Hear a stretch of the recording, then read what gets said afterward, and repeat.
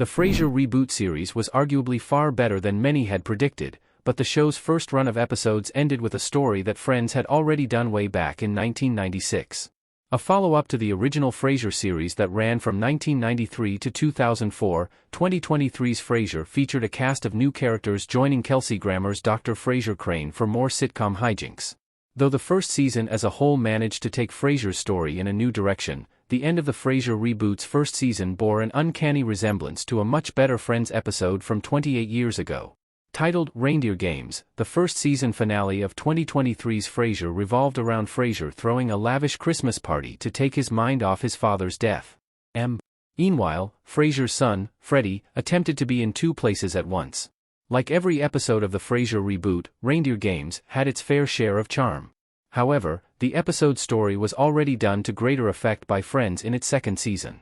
The Frasier Reboot finale is similar to Friends, the one with the two parties.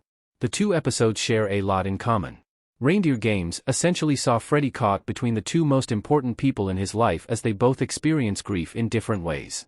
Frasier wanted to cope with Martin's death by throwing an elegant soiree, while Freddie's friend, Eve, wanted to hide away at home to mourn the loss of her dead boyfriend before eventually throwing an impromptu party of her own. Freddie's attempt to be there for both his father and his friend at the same time provided much of the episode's humor.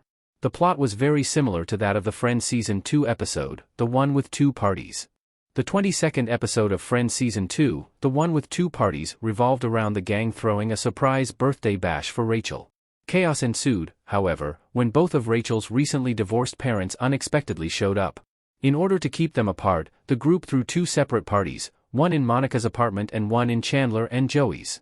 Of course, keeping Rachel's mom and dad away from each other proved to be more difficult than the gang first expected, which led to some hilarious moments.